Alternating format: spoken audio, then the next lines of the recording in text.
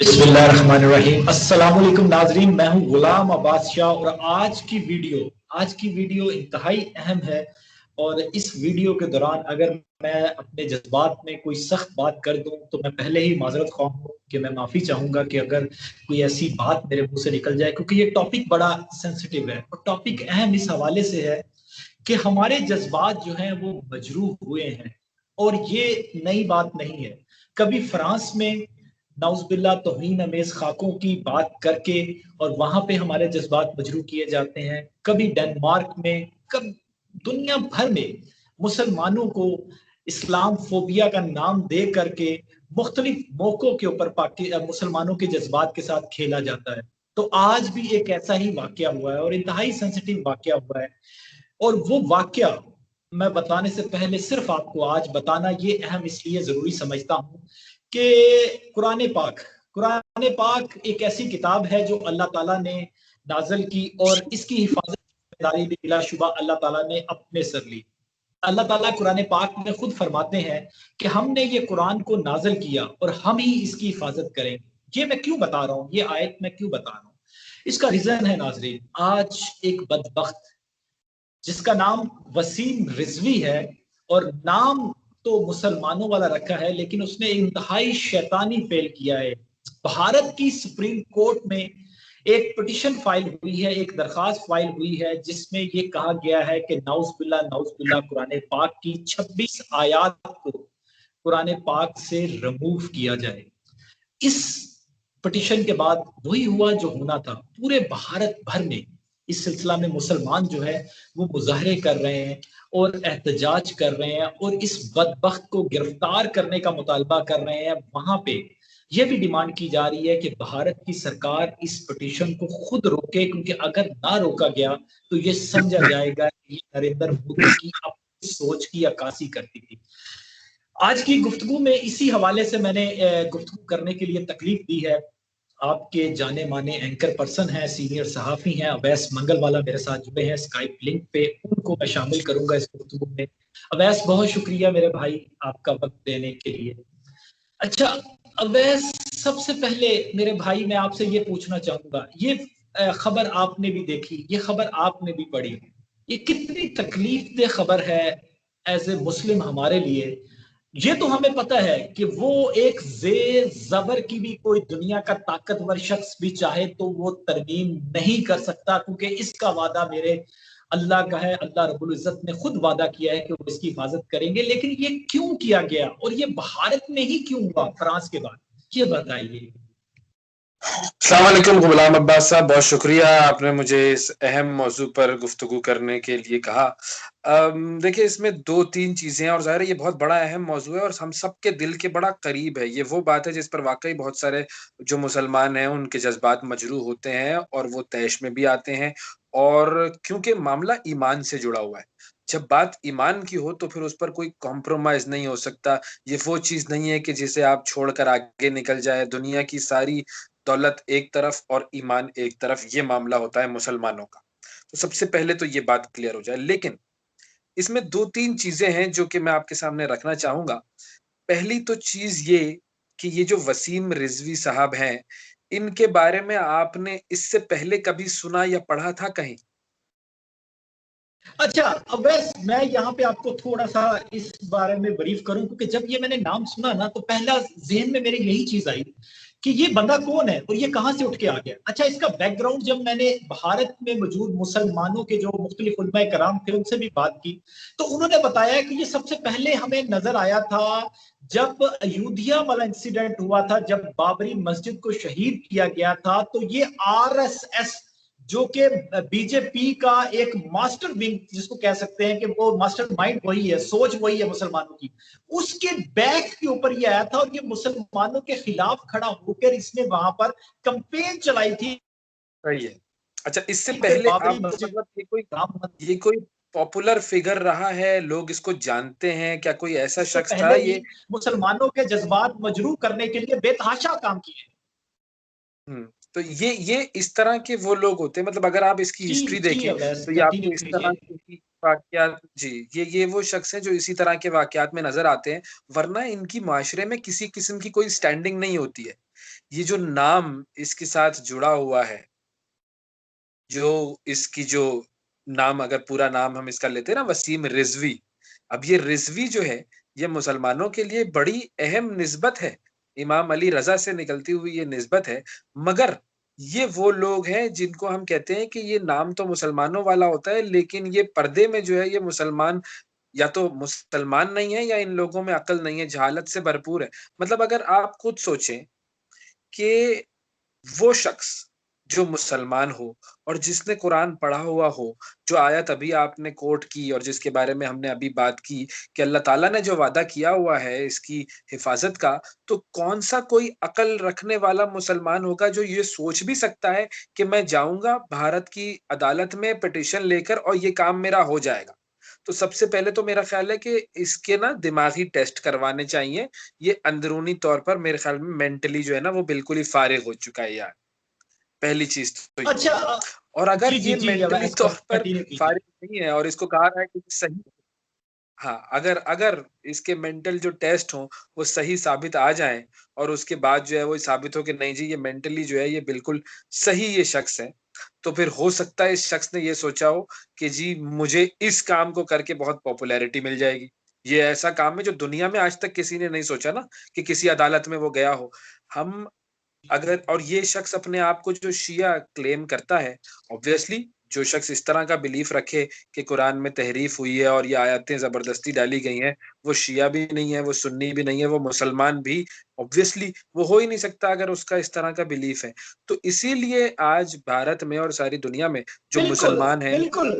अच्छा सुन्नी और शिया अवैस, सब आपने ये बात जो की है ना खिलाफ अभी, कि वो शिया भी नहीं है, वो सुन्नी भी नहीं है, वो मुसलमान है, मैं आपसे थोड़ी सी आपका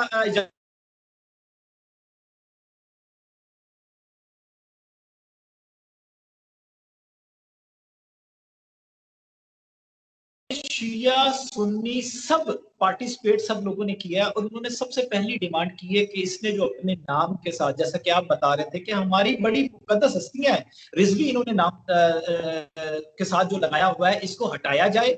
और इस प्रोटेस्ट करने वालों में कौन लोग थे मैं आपको बताता हूँ।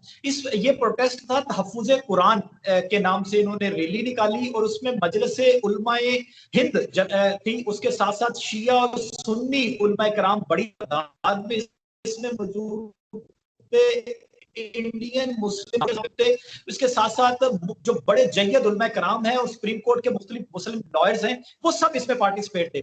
अच्छा, मैंने ये समझना है अब इस प्रोटेस्ट में एक डिमांड और की गई है। एक तो ये रजा अकेडमी की तरफ से फौरी तौर पर सुप्रीम कोर्ट में भारत की में पिटीशन दायर की गई है कि इस पिटीशन को पहले ही खत्म किया जाए, इसको सुना ना जाए। लेकिन साथ ये डिमांड की गई है कि भारत की सरकार जो है वो रोकने के लिए समझा जाएगा कि ये भारत की गवर्नमेंट की जो बीजेपी की सरकार है उसकी बैक पे ये सारा कुछ किया गया। ये मैं नहीं कह रहा, ये वहां के मुस्लिम उलमा कराम कह रहे हैं। आप इस डिमांड जो की गई है आप इसको कैसे देखते हैं? देखिए, मतलब एक एक पागल आदमी है, उसको क्या सुनने की कोई लॉजिक ही नहीं है कि उसकी बात सुने और उसको समझे और वो कहें कि वो कोई बहुत बड़ी लॉजिक की बात कर रहा होगा। भाई ये शख्स अगर फॉर एग्जांपल ये मुसलमान है, तो आज तक मुस्लिम हिस्ट्री में कभी किसी ने ऐसी बात नहीं की है कि ये 26 आयत जो है वो इनको निकाला जाए। ये वो आयत हैं कि जो कि हमेशा से चली आ रही है ना, जब से हुजूर अकरम सल्लल्लाहु अलैहि वसल्लम पर कुरान नाजिल हुआ उसके बाद। मतलब कोई कोई ऐसा तो शख्स होता ना जो कहता कि भाई ये आयत हैं जो निकाल दो। ना हजरत अली ने कभी ऐसी बात की, ना इमाम हसन, ना इमाम हुसैन, ना किसी और इमाम ने कभी ये बात की। उस वक्त से लेकर आज तक दुनिया में कोई ऐसा शख्स नहीं आया कि जो ये बात करे, चाहे वो शिया हो, चाहे वो सुन्नी हो, चाहे किसी और मकतबा फिक्र से ताल्लुक रखता हो। किसी ने ऐसी बात नहीं की कि आयात जो है वो ये 26 दहशतगर्दी और एक्सट्रीमिज्म की तरफ लेकर जाती है इसलिए इसको निकाल दिया जाए। तो आज तक किसी मुसलमान ने ये बात नहीं की है।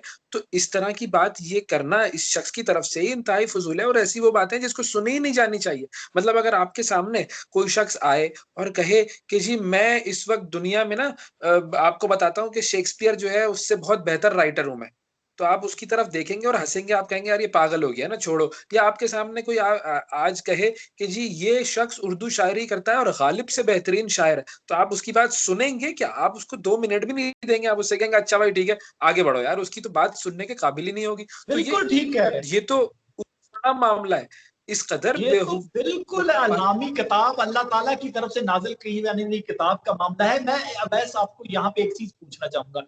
देखें, आज ये शख्स उठा है, इसने फितना, इसका जो मकसद था फसाद पैदा करना, फितना पैदा करना, और उसने वहां पे ये पैदा कर दिया है। वो उसकी पिटीशन सुनी जाती है या नहीं जाती, लेकिन मुसलमानों के जज्बात के साथ उसने उसको ठेस पहुंचाई है। कल को देखिए, हमारा तो ईमान है कि हजरत ईसा अलैहिस्सलाम, जितने भी नबी आए, हजरत मूसा अलैहिस्सलाम, जितने भी नबी आए हम उनको नबी मानते हैं, और उसके बाद हजरत मोहम्मद मुस्तफ़ा सल्लल्लाहु अलैहि वसल्लम को आखिरी नबी मानते हैं। ये हमारे ईमान का हिस्सा है। कल को कोई शख्स उठता है और वो ये कहता है कि ये क्रिश्चियंस की जो इल्हामी किताब है मैं इसको चैलेंज कर रहा हूं, या कोई शख्स उठता है वो कहता है कि मैं यहूदियों की इल्हामी किताब को चैलेंज कर रहा हूं, इवन के इल्हामी किताबों को छोड़ दीजिए, मैं ये कहता हूं कि कल को कोई शख्स उठ के, कोई मुसलमान उठ के अगर ये कह दे कि मैं गीता जो हिंदुओं की किताब है, मैं उसके ऊपर मुझे एतराज है, तो क्या आप सबको इजाजत दे देंगे कि भाई वो उठे और पिटीशन दायर करे और आके बात करना शुरू कर दे? हमें तो एज ए मुस्लिम ये कहा गया है कि आप किसी के झूठे खुदा के ऊपर भी लानत ना डालें, क्योंकि वो पलट के जब बात करेगा तो आपको तकलीफ पहुंचेगी। हम तो किसी के झूठे, हमें पता है कि वो झूठे हैं, लेकिन हम उनको फिर भी बुरा भला नहीं कहते। तो ये लेसन किसने दे दिया इन लोगों को? ये किसने, कितनी आशीर्वाद इनको कैसे मिल गया कि ये ओपनली आते हैं और मुसलमानों के जज्बात के साथ खेलते हैं, और फिर उसके बाद इल्जाम भी हम पे लगता है कि हम इस्लामफोबिया फैला रहे हैं, हम जो है वो एक्सट्रीमिस्ट है। अगर हम जवाब दें तो हम पे ये इल्जाम लगते हैं। अच्छा, ये बात आपने जो कही ना, ये बड़ी इंपॉर्टेंट बात है, क्योंकि ये रूल अल्लाह ताला ने हमें बता दिया। और ये जो आयत आपने कोट की है ना, ये बड़ी अहम आयत है, सूरह अल-अनाम की ये आयत है 108 नंबर की, जिसके अंदर ये बात रूल अल्लाह ताला ने बता दिया है कि तुम उनके झूठे खुदाओं को भी बुरा ना कहो। ये तो इससे बड़ी हमारे लिए मिसाल तो हो ही नहीं सकती। और आज सारी दुनिया में ये हो रहा है कि अभी अभी देखें, स्विट्जरलैंड में बुर्का बैन हुआ, फिर उसके बाद अभी श्रीलंका में यही सिलसिला चल रहा है, वहां पर भी वो वेल को बैन कर रहे हैं, वहां पर भी वो हजारों मदरसे बंद कर रहे हैं। फ्रांस में, स्विट्जरलैंड में, यूरोप में, डेनमार्क में, हर जगह ये चीज होती है, और उसका मकसद सिर्फ और सिर्फ ये होता है कि ये मुसलमानों को मुश्तिल करें। लेकिन मुसलमानों का एक काम है, वो ये है कि कोशिश ये करें कि जज्बाती ना हो। अगर हम जज्बाती होकर रिटेलिएट करके मारना मोरना शुरू कर देंगे ना लोगों को, तो वो जो लेबल लगाना चाह रहे हैं कि ये देखो ये तो एक्सट्रीमिस्ट है, वो लेबल हम पर लगता है। और ऐसा नहीं है कि हमारे जज्बात मुश्तिल नहीं होते, लेकिन थोड़ा सा हमें जब्त और कंट्रोल का मुजाहरा करने की कोशिश करनी चाहिए, क्योंकि वो फिर पलट कर बात हम पर आ जाती है कि ये देखो, इन्होंने तो तोड़ फोड़, जलाओ, घेराव, कत्लो गारतगरी शुरू कर दी है, ये मुसलमान तो है ही ऐसे, तो ये बात हम पर आती है। अब इस चीज पर रिएक्शन जो होना चाहिए, वो आम आदमी को लेने के बजाय मुस्लिम स्कॉलर्स, मुस्लिम जो उलमा हैं बड़े, उनको डील करना चाहिए इस चीज से। उन्हें चाहिए कि वो या तो हुकूमती सतह पर या अदालती सतह पर इस मामले को देखें और इस शख्स को गिरफ्तार करवाएं, जो उसकी सजा अच्छा कानूनी अच्छा होती है वो अच्छा, करें। बड़ा अहम बात की, बड़ी अहम बात की अवैस आपने। मैं आखिर में यही पूछना चाहूंगा कि क्योंकि ये तो मामला किसी एक जगह का है ही नहीं, ये तो हमारे पूरी मुस्लिम उम्मा का मामला है कि एक शख्स उठा है और उसने पूरी मुस्लिम उम्मा को चैलेंज कर दिया है। आपको लगता है और आप ये समझते हैं कि ये होना चाहिए कि अब फॉरेन ऑफिस की तरफ से हमारे भी, बाकी जितने मुस्लिम ममालिक हैं उनकी तरफ से भी ये स्ट्रॉन्ग मैसेज जाना चाहिए कि भाई ये आप रेड लाइन क्रॉस कर रहे हैं, इसको क्रॉस करने की कोशिश ना करें, क्योंकि इससे हमारे जज्बात मजरूह होंगे, और आप प्रॉपर वे से प्रोटेस्ट जो है वो अपना लॉन्च करें कि भाई ये आज हुआ है, इसको यहीं पे रोके और आइंदा ऐसी कोशिश भी ना कीजिए और ऐसा सोचने की भी हिम्मत ना। ये होना चाहिए, लेकिन उस होने की हैसियत शायद कुछ ना हो, क्योंकि इस वक्त मुस्लिम ममालिक दुनिया में वीकर पोजीशन पर हैं। फ्रांस में जो मामला हुआ था, उस पर हमने देख लिया कि दुनिया ने क्या किया। वहां पर तो मामलात वैसे ही चलते रहे। मुसलमान अगर उम्मत बनेंगे और मुसलमानों के अंदर जो ममालिक हैं मुसलमानों के, वो इत्तेहाद रखेंगे और अपने आप को इकोनॉमिकली, टेक्नोलॉजिकली, एजुकेशन वाइज मजबूत करेंगे, तब उनकी ये कॉल सुनी भी जाएगी कि वो एक लेटर किसी मुल्क को लिख दें, तो वो मुल्क कहे कि वाकई भाई ये तो सीरियस हो गए हैं, हमें जरा सुनना चाहिए, सोचना चाहिए। इस वक्त कोई ऐसे मुल्क नहीं है, मतलब कौन आवाज उठाता है? एक पाकिस्तान की हुकूमत आवाज उठा लेती है, टर्की की हुकूमत आवाज उठा लेती है, कुछ और ममालिक हैं चीदा चीदा, वो ईरान जो है वो वेस्ट के खिलाफ जरा आवाज उठा लेता है, वरना तो और कोई नहीं है। ये इमरान खान ने जो है वो इस्लामोफोबिया के खिलाफ आवाजें उठाना शुरू की, इससे पहले जो है वो यूएन में हमने कभी ये बात देखी ही नहीं। तो ये तो अब अपने आप को मजबूत बनाना जो है वो मुसलमानों की और मुसलमान ममालिक की बड़ी जिम्मेदारी है, और ये आवाजें वाकई उठनी चाहिए।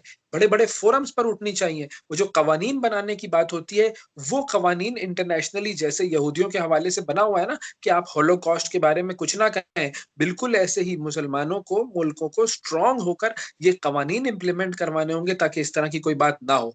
वरना हम चाहे जितने भी खत लिखते रहें, फॉरेन ऑफिस जो भी करता रहे, अगर हम स्ट्रांग नहीं है तो फिर कुछ हो नहीं सकेगा। बहुत बहुत शुक्रिया अवैस मंगलवाला आपका वक्त देने के लिए, क्योंकि नाजरीन ये इंतहाई एक ऐसा मामला था कि मैंने आज यही महसूस किया कि सियासत पे, बाकी चीजों पे हम बात करते रहते हैं, इस पे बात होनी चाहिए। और मैंने अवैस को जब फोन पे हमारी बात हुई तो मैंने उनको दावत दी, तो उनके भी यही जज्बात थे, क्योंकि ये जज्बात तो सारे पाकिस्तानियों के हैं, सब मुसलमानों के हैं। हमें अपना हक इसी आवाज से अदा करना चाहिए कि आप, ये जरूरी नहीं है कि हम वायलेंस करें, हम अपने सोशल मीडिया प्लेटफॉर्म से अपने हद तक रहकर अपनी आवाज बुलंद करके कि भाई ये गलत है, ये ना करें। हम कम से कम इस तरीके से वहां के मुसलमानों को भी बताएं कि हम आपके साथ खड़े हैं। आप अगर सड़कों पे निकले हैं इस मामले को लेकर के, तो हम आपके साथ खड़े हैं, और उनको मॉरली कम से कम इखलाकी सपोर्ट तो हमें देनी चाहिए। अगली वीडियो में दोबारा हाजिर होगा, फिर वक्त के लिए नाज़रीन इजाजत दीजिए। अल्लाह निगहबान।